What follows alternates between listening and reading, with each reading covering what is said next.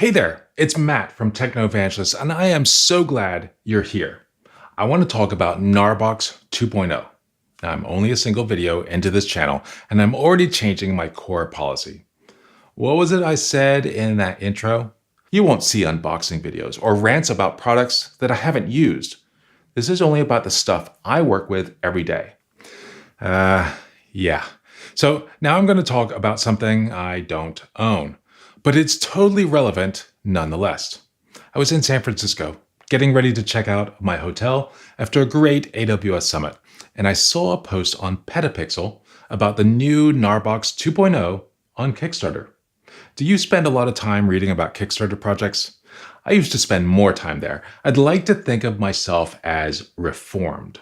Well, recently I showed you the RavPower FileHub Plus.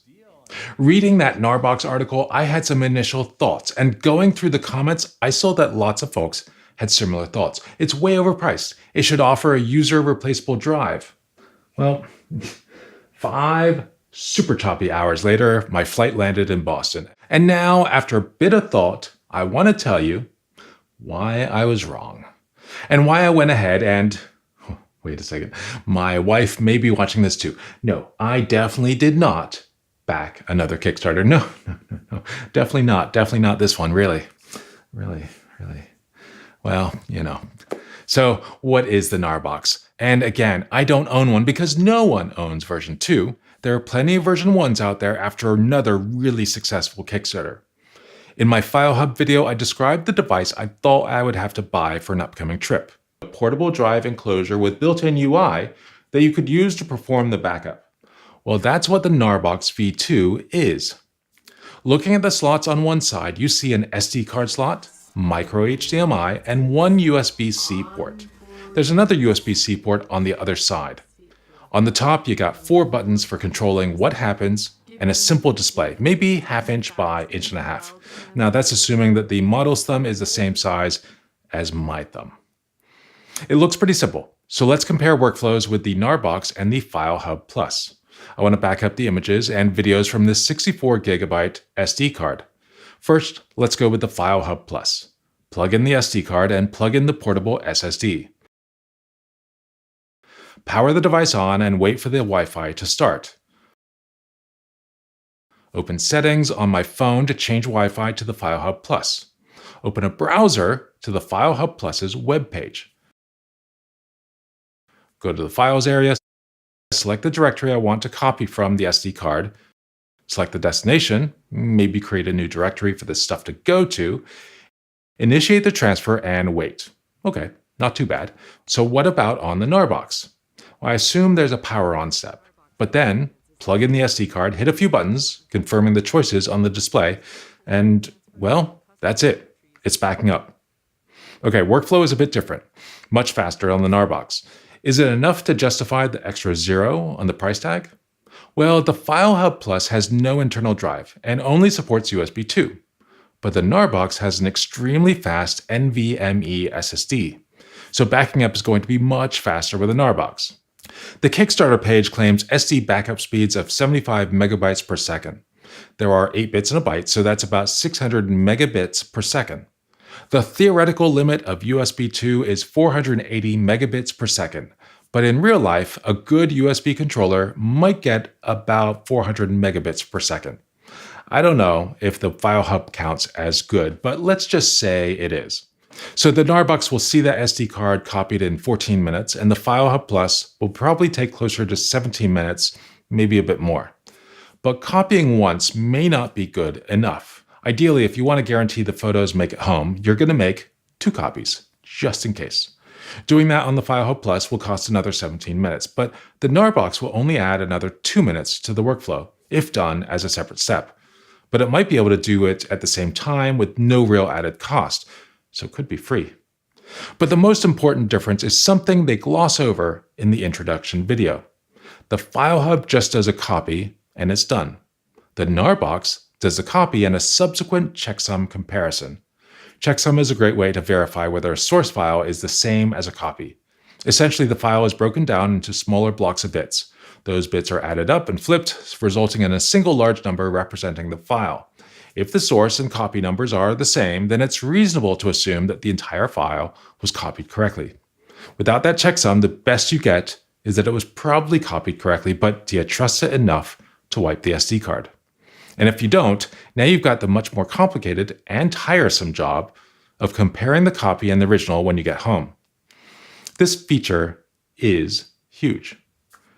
With the FileHub Plus, you can use any drive you want. The downside is that you have to use an external drive, but the Gnarbox has a drive built in, and you have to choose your drive size today. Now, if everything goes well with the project, remember this is a Kickstarter, so that is definitely an if. That's 8 months before you might get it.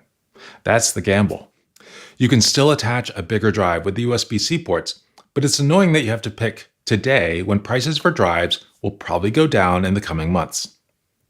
And then you look at those prices. $300 for 128 gigs, $380 for 256, $450 for 512, and $700 for a terabyte. And then you look at a retailer for the current Samsung T5 disks. There you can see the 250 gigabyte goes for about $130, the 500 for about $190, 1 terabyte for $350, and 2 terabytes for less than what I paid for 1 terabyte a year ago at $735.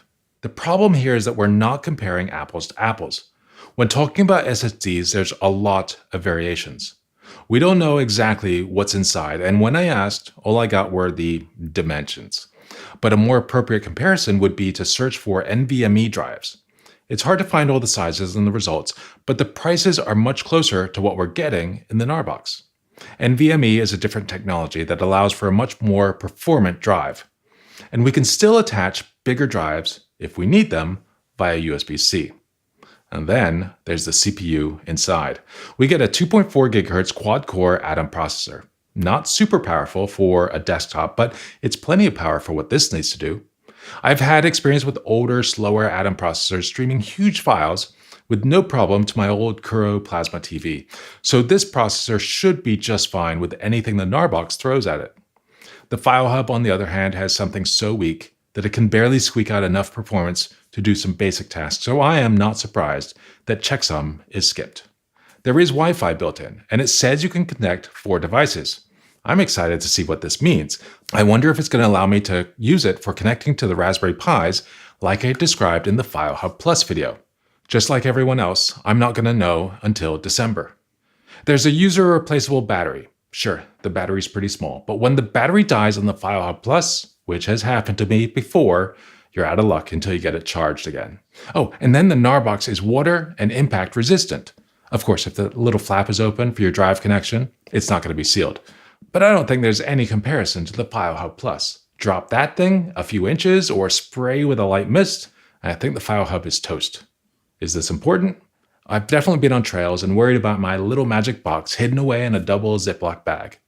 Now, all of what I've said assumes that you're only using it to back up your SD card, and that's it. But that's not what this is for, because there's much more to it. The CPU on board allows for other tasks as well, like transcoding videos and resizing images. It becomes a solution that lets you edit and select on the way home since you don't have your laptop. Maybe you do a rough edit, which you can then export to Premiere or Final Cut Pro when you get home. Maybe you rate the images to find the real winners or even edit a bit. You can use the apps Gnarbox is providing or the tools you already have and use like Affinity Photo or Lightroom on your iPad. I think even without that last bit, the Gnarbox 2 is almost worth it. But add that back in and it becomes far more valuable. Now, of course, you aren't really buying the device. This is Kickstarter. You're backing a company that is trying to create something amazing. In the end, if they're successful, you will get a Gnarbox 2. There's no guarantee in the world of crowdfunding, and if that's what you want, you should wait for next year. But I think this device is worth it. I can't wait to have it in my hands in December, and I hope this video helps convince you to get in on the campaign too. Now, of course, it doesn't make too much difference to me. They've already hit their number, so they will get their money on June 2nd. Now, it's important to note that I am not getting anything from Gnarbox other than, hopefully, a Gnarbox 2 in December. I don't know them, and they definitely don't know me. I backed the Kickstarter, and that's the extent of our relationship. Now, if out of the goodness of their hearts, they want to bump my 256 gigabyte Gnarbox to the 512 gigs or a terabyte, or send me a unit early, I am not too good to accept it. Just throwing that out there just in case they happen to be watching. But December is still a long ways out. And unless you aren't planning to go outside between now and then, unless you aren't planning to take videos or photos, I still think you need something like the RAVPower FileHub Plus. It's $40 and will cover some of the basics until the upgrade comes in a few months. Go back and watch that video, which should be linked somewhere around here. It's also in the description below. So do you want a Gnarbox 2? Or are you already another backer? Let me know in the comments below, and please subscribe if you found the video interesting. I have another video warmed up, and I'm going to post it next week. It's about a super cool tool I use every day. If you're subscribed, you'll find out about it as soon as I post the video. So please subscribe. Thanks again, and goodbye. Well, I guess you're still here. So cool. That gives me a chance to tell you the history of this video. Yeah, it's Gnarbox only just came out 2 weeks ago, and this video already has a history. I saw the Kickstarter when I was at AWS Summit in San Francisco. We had a great booth. I spoke at the event. It was a lot of fun. That was April 4th. Today is April 22nd. I recorded the video on Sunday the 8th, but I had all sorts of issues with recording it. And then when I started editing, I hated it. So I recorded it again a week later on the 15th. And when editing, I hated it. I'm recording again today. I hope this version goes out. I hope you see it because I think it's really cool. But hey, who knows? Well, thanks again. Bye. This time it's real. Goodbye.